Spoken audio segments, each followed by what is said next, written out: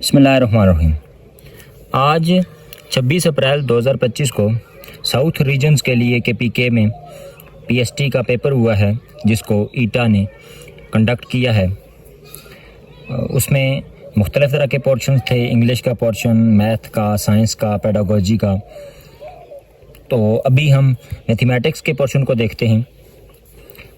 पहला सवाल है, the equivalent fraction of 1/3 is. 1/3 की इक्विवेलेंट यानी इसके मसावी, इसके बराबर नीचे दिए गए चार ऑप्शंस में से कौन सी फ्रैक्शन दुरुस्त है। अब इक्विवेलेंट का मतलब ये होता है कि 1/3 को हम जो ऊपर वाला नोमिनेटर है और नीचे वाला डिनोमिनेटर है, अगर किसी एक ही डिजिट से, एक ही अदद से मल्टीप्लाई करें तो कौन सा हिस्सा इन सब में से आ जाता है। मिसाल के तौर पर हम 1/3 को 2 से मल्टीप्लाई करके देख लेते हैं तो जवाब आता है 1 2 is 2 और 2 3 are 6। अच्छा, इसी तरह 1/3 को हम 3 से मल्टीप्लाई करके देख लेते हैं। 1 3 is 3 और 3 3 are 9। और इसी तरह हम 1/3 को 4 से मल्टीप्लाई करके देख लेते हैं, यानी न्यूमरेटर को अलग और डिनोमिनेटर को अलग। तो 1 4 is 4 और 3 4 are 12। तो ये जो रकमें आई हैं हमारे पास 2/6, 3/9 और 4/12, ये सारी 1/3 की इक्विवेलेंट हैं, यानी इनके मसावी हैं। अब इनमें से हम देखते हैं कि जो 3/9 है, ये एक ऑप्शन हमारे पास मौजूद था, तो इसका मतलब है कि 1/3 की इक्विवेलेंट फ्रैक्शन 3/9 है।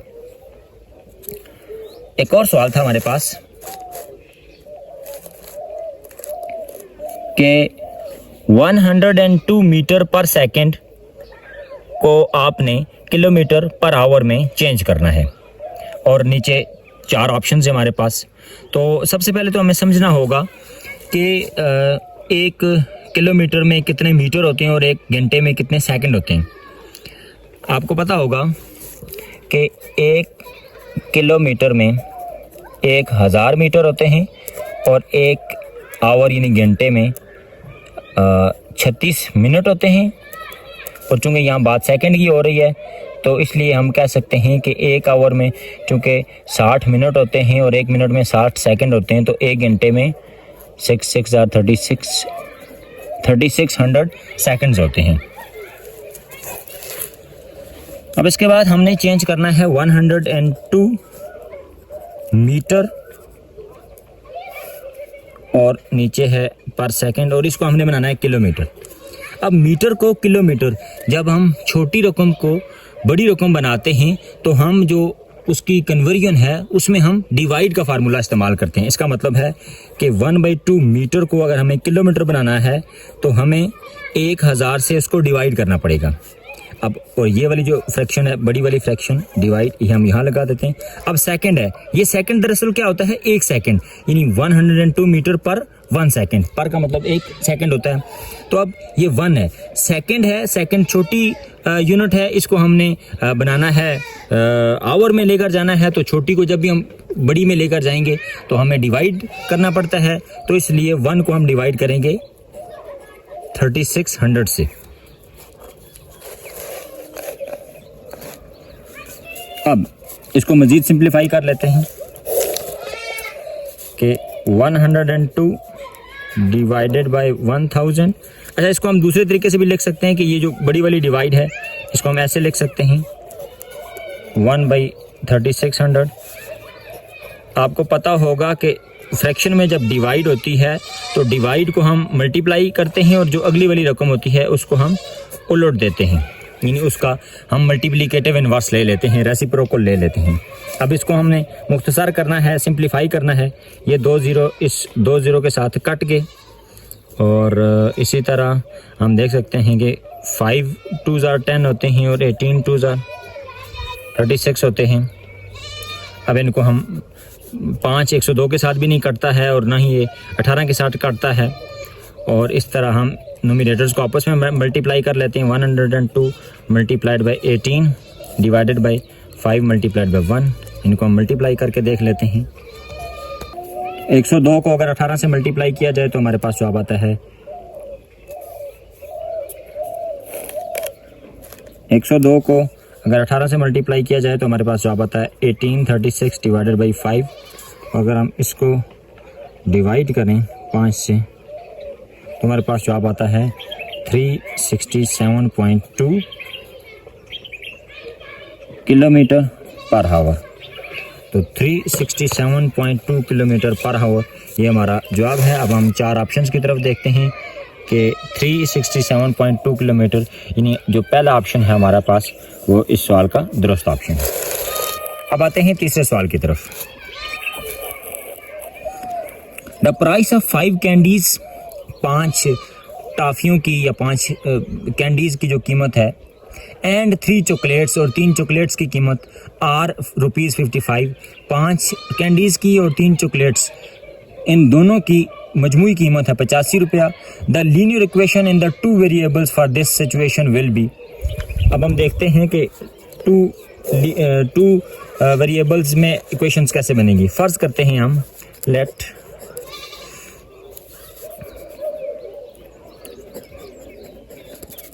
प्राइस ऑफ 1 कैंडी, फ़र्ज़ करते हैं हम कि 1 कैंडी की जो कीमत है वो है x। तो हमारे पास कितनी हैं, क्योंकि हमारे पास 5 कैंडीज़ हैं तो प्राइस ऑफ 5 कैंडीज़ वो हो जाएगी 5x। अच्छा, और इसी तरह हम लेट कर लेते हैं कि price of 1 chocolate is y। तो हमारे पास जो चॉकलेट्स हैं वो कितनी हैं, क्योंकि हमारे पास चॉकलेट्स 3 हैं तो प्राइस ऑफ 3 चॉकलेट्स हो जाएंगी 3y। अब हमारे पास सवाल क्या था कि the price of 5 candies and 3 chocolates, यानी इनकी जो मजमूई कीमत है वो ₹85 है। तो हमारे पास 5 कैंडीज़ की कीमत है 5x और 3 चॉकलेट्स की है 3y। तो अब हमने इनको प्लस कर देना है, यानी 5x प्लस 3y इक्वल्स 85। तो ये इक्वेशन बन जाती है लीनियर इक्वेशन इन 2 वेरिएबल्स। तो हम देखते हैं कि इसमें दुरुस्त जवाब कौन सा है। बी वाला जवाब दुरुस्त है, 5x प्लस 3y इक्वल्स 85। अब अगले सवाल को देखते हैं। अगला हमारे पास सवाल था, if the perimeter of the rectangle is 34 centimetre. Perimeter आपको पता होगा कि जो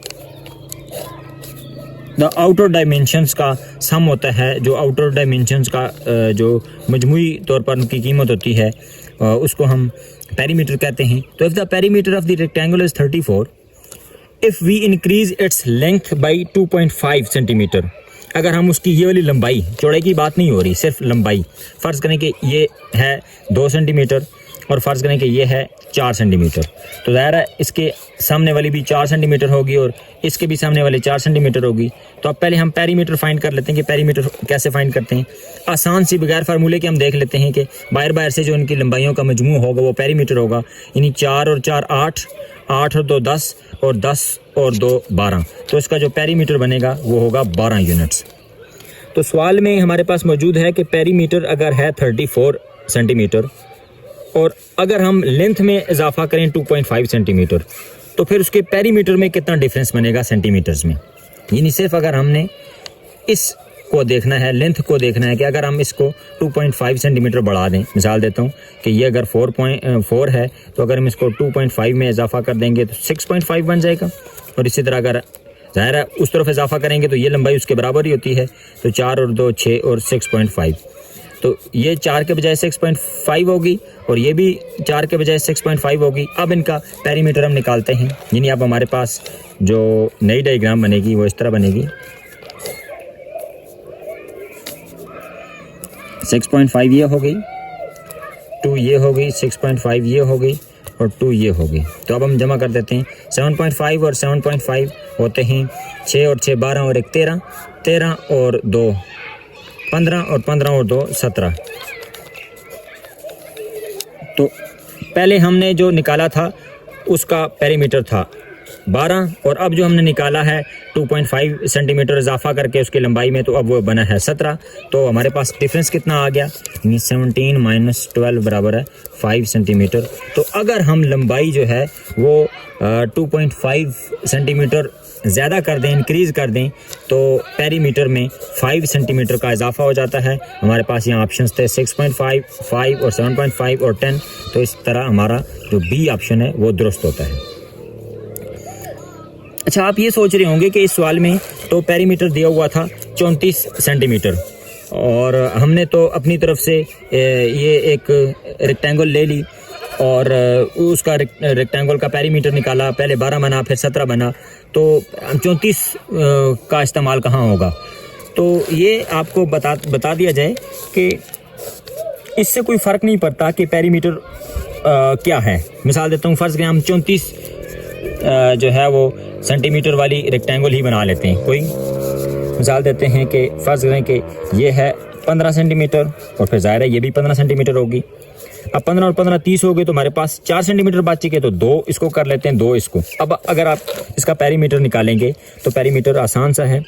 वैसे पेरीमीटर का जो फार्मूला है वो निकालने का फार्मूला रेक्टेंगल के लिए है 2 × लेंथ प्लस विड्थ, ये फार्मूला है। हमने नीचे डायरेक्ट कर दिया था, अब यहाँ फार्मूले के मुताबिक कर लेते हैं। 2 × लेंथ है इसकी 15 और विड्थ है 2, 15 और 2 17 और 17 दूने 34, तो 34 सेंटीमीटर हमारे पास पेरीमीटर आ गया। अब हमने लंबाई में चूँकि इजाफा करना है 2.5, तो लंबाइयाँ इसकी 2 हैं, ये आमने सामने दोनों में इजाफा होगा, तो नई वाली जो रेक्टेंगल बनेगी वो कुछ इस तरह से बनेगी। चौड़ाई उतनी ही रहेगी 2 सेंटीमीटर, इधर भी 2, और ये 15 और 2.5 कितना हो गया 17.5 सेंटीमीटर, और इधर भी हो गया 17.5 सेंटीमीटर। 17.5 और 17.5 हो गया 17 और 17 34 और 35, और 35 में 2 जमा किया 37, 37 में 2 जमा किया तो 39, यानी पहले थी 34 और अब पेरीमीटर हो गया 39, तो डिफरेंस कितना हो गया, डिफरेंस वही 5 सेंटीमीटर जो अभी हमने कहा।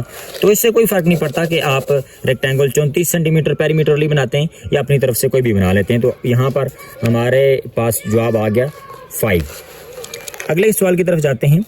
अगला सवाल है कि if the fair for 34 kilometre is ₹1190, fair का मतलब हो गया किराया, कि अगर 34 किलोमीटर के लिए किराया 1190 रुपये है, तो what will be the fair of 48 kilometre, तो इसी हिसाब से 48 किलोमीटर के लिए किराया कितना होगा। ऑप्शंस हमारे पास हैं, 1602 रुपये होगा, 1610 होगा, 1632 होगा या 1680 होगा।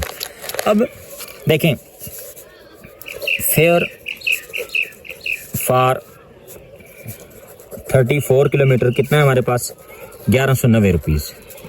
अब सबसे पहले तो यह है कि हमने यूनिट रेट निकालना है, यानी 1 किलोमीटर के लिए कितना होगा किराया। तो 1 किलोमीटर निकालने के लिए हमें इसको इस पर डिवाइड करना पड़ेगा। तो अब हम देखते हैं कि हमारे पास जो है वो 1 किलोमीटर का जवाब क्या आता है, 1190 डिवाइडेड बाई 34, तो ये जवाब हमारे पास आता है 35 रुपीज़, यानी 1 किलोमीटर का जो किराया है वो होगा 35 किलोमीटर। अब हमने निकालना कितने का है, फेयर ऑफ 48 किलोमीटर। तो आसान सी बात है कि 1 का अगर 35 है तो 48 का मल्टीप्लाई कर देंगे यूनिट के साथ, तो ये बनता है 1680 रुपीज़, 1680 रुपया किराया बनता है। तो हम ऑप्शंस में देखते हैं कि 1680 यानी जो पॉइंट डी है, ऑप्शन डी है 1680, वो दुरुस्त है। अब अगला सवाल है हमारे पास, find the cost of painting a cuboid. एक क्यूबाइड है कि जिसको आपने पेंट करना है और फिर उसकी कीमत बतानी है। सबसे पहले तो हम आगे जाने से पहले क्यूबाइड को देखते हैं कि क्यूबाइड होता क्या। ये एक 3D शेप है क्यूबाइड के, जिसकी तीनों साइडें यानी लंबाई, चौड़ाई और ऊंचाई डिफरेंट होती हैं। मिसाल के तौर पर हमारे पास ब्लॉक होता है, हमारे पास ईंट होती है, यानी ये जिसमें 6 फेसेस होते हैं, उसके 6 फेस वाली जो शक्ल होती है उसको हम क्यूबाइड कहते हैं, जिसकी तीनों डायमेंशंस मुख्तलिफ होती हैं। आमतौर पर ये उसके जो फेस हैं वो रेक्टेंगुलर शेप में बनते हैं। तो हमारे पास एक क्यूबाइड है, उसको हमने पेंट करना है। अब उसकी लंबाइयाँ और जो उसकी डायमेंशन वो दी हुई हैं, लंबाई है 4 मीटर, क्यूबाइड की लंबाई 4 मीटर दी हुई है, जो उसकी विड्थ है चौड़ाई 3.5 मीटर है और जो उसकी ऊंचाई है वो यहाँ पर दी हुई है 6 मीटर, यानी ये वाली जो हाइट है ये 6 मीटर है। अब हमने मालूम क्या करना है, हमने मालूम करनी है कास्ट ऑफ पेंटिंग, यानी इसके ऊपर पेंट का कितना खर्चा आएगा और हमारे पास उसके लिए जो रेट है वो है 1 मीटर स्क्वायर के ऊपर 43.78 रुपये लगते हैं। अब सबसे पहले ये है कि हमें कैसे मालूम होगा कि हमने इसका एरिया मालूम करना है, हमने इसका वॉल्यूम मालूम करना है, पेरीमीटर फाइंड करना है। तो ये चीज़ आपको बताती है कि आपने क्या चीज़ फाइंड करनी है। फर्स्ट कहीं यहाँ पर लिखा हुआ होता कि मीटर क्यूब, तो जाहिर है फिर हमने वॉल्यूम मालूम करना होता, कैपेसिटी मालूम करनी होती। अगर यहाँ पर सिर्फ मीटर लिखा होता तो जाहिर है हमने सिर्फ लेंथ मालूम करनी होती है, कोई पेरीमीटर मालूम करना होता। क्योंकि ये मीटर स्क्वायर लिखा हुआ है तो एरिया की जो यूनिट है वो मीटर स्क्वायर है, तो इसलिए हमें एरिया मालूम करना है पहले इसके सारे फेसेस का। अच्छा, फिर दूसरी बात यह है कि एक कॉमन सेंस की बात भी है कि जो पेंटिंग का रेट होता है वो आमतौर पर एरिया के हिसाब से होता है, यानी आपने लंबाई और चौड़ाई को मल्टीप्लाई करना है तो जितना एरिया आता है उसको हम यूनिट रेट से मल्टीप्लाई करके कास्ट मालूम कर लेते हैं। तो सबसे पहले हमें इस क्यूबाइड का जो टोटल सरफेस एरिया वो मालूम करना है। चूंकि ये क्यूबाइड है तो इस तरफ भी इसकी पेंटिंग होगी और ज़ाहिर है इसके जो पीछे वाली तरफ है इसके अपोजिट उस पर भी होगी, इस तरफ भी होगी और इस तरफ भी होगी, ऊपर भी होगी और नीचे भी होगी। तो इसके जो टोटल फेसेस हैं, टोटल फेसेस वो हमारे पास बनेंगे 6 और हमने इस सब का क्या मालूम करना है, टोटल सरफेस एरिया। अब टोटल सरफेस एरिया मालूम करने के लिए एक फार्मूला भी होता है, लेकिन हम कॉमन सेंस में चीज़ें देखते हैं, जिसको फार्मूला ना भी याद हो वो भी कर सकता है। ये आपको सामने जिसको मैं बोल्ड कर रहा हूँ ये वाला भी एक हिस्सा होगा, यहाँ पर भी ज़ाहिर पेंट होगा। तो हम अगर इसका एरिया मालूम करें, फर्स्ट करें हम इसको 1 कह देते हैं, इसको 2 कह देते हैं और इसको हम 3 कह देते हैं। ये जो 1 आपके सामने नज़र आ रहा है इसमें ये लंबाई और ऊंचाई शामिल है। तो एरिया ऑफ 1 ये क्या होगा, 4 ज़रब 6। ज़रा एरिया का फार्मूला हमेशा होता है लंबाई ज़रब चौड़ाई, लेंथ मल्टीप्लाइड बाय विड्थ। तो इसका हो जाएगा 6 ज़रब 4 तो अगर 6 4 24 मीटर स्क्वायर, ये 1 का हो गया। अच्छा, अब हम मालूम करते हैं एरिया ऑफ 2। एरिया ऑफ 2 ये देखें, ये इसकी चौड़ाई है 3.5 मीटर और ये हाइट हो रही है यहाँ पर। तो हाइट हमें देखनी है कि ये 6 मीटर है।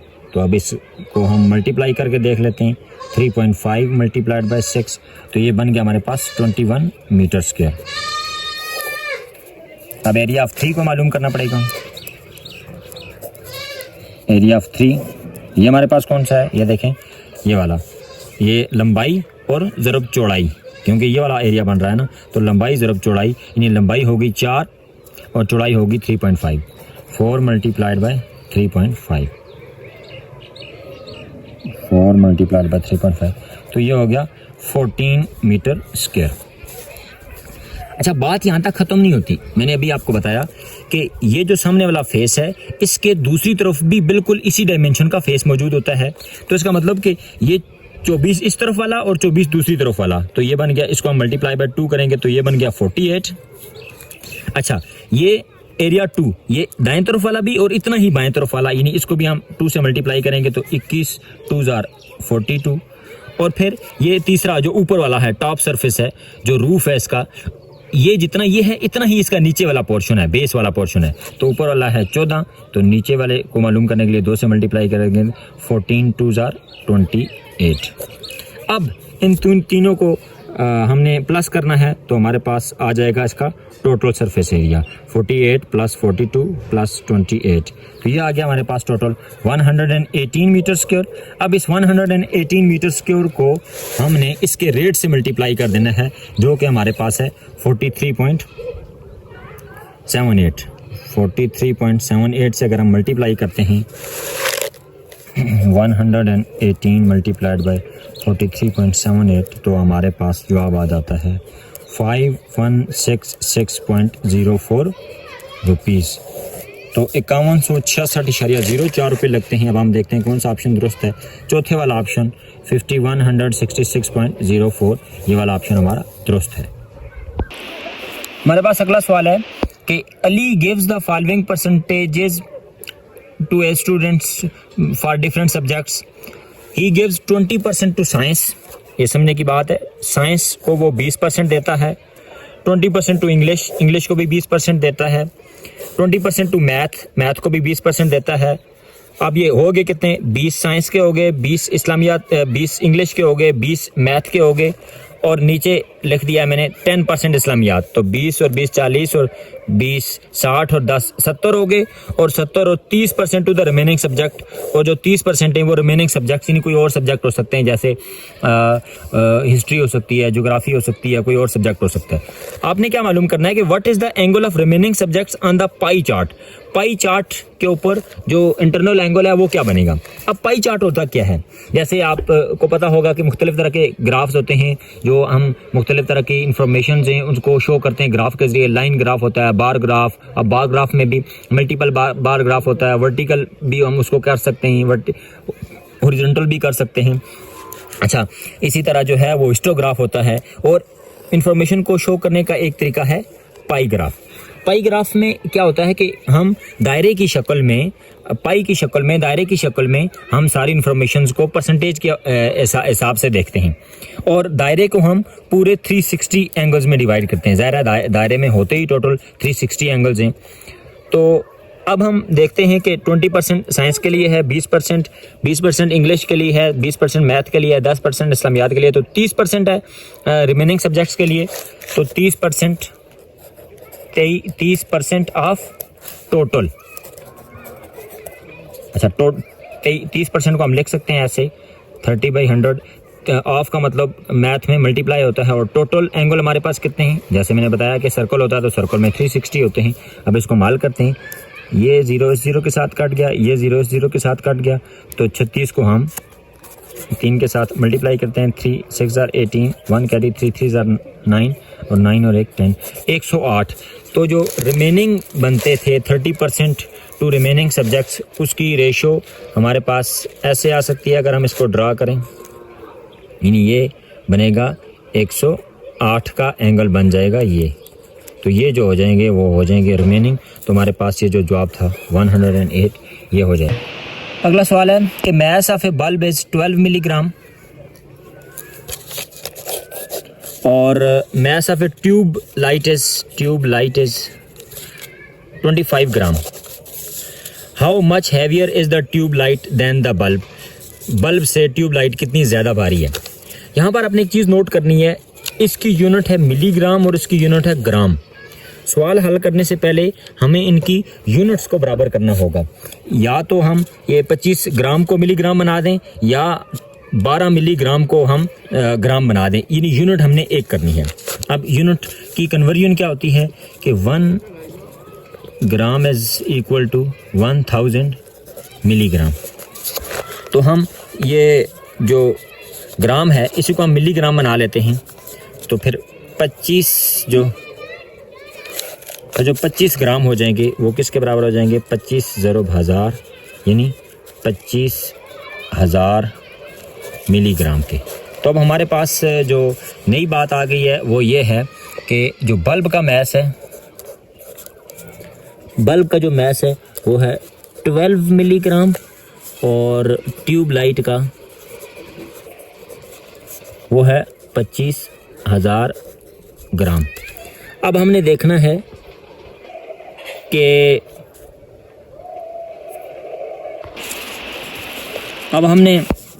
कि ज़ाहिर है ये जो ट्यूब लाइट है वो बहुत ज़्यादा हैवी है बल्ब से, तो इनका डिफरेंस कितना आ रहा है।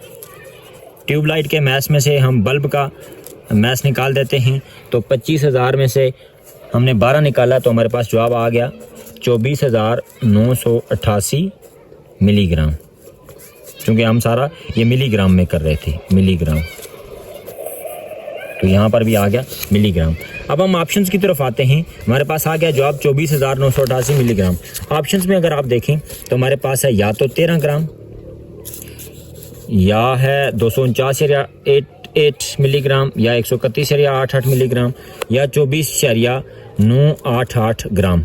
अब ये चूँकि हमारे पास मिलीग्राम है, हमारे पास जवाब मिलीग्राम में आया है। अगर हम इसको ग्राम में चेंज करते हैं तो ग्राम में चेंज करने के लिए, चूँकि मिलीग्राम एक ग्राम में 1000 मिलीग्राम होते हैं, तो इसलिए हम इसको डिवाइड कर देंगे ग्राम बनाने के लिए।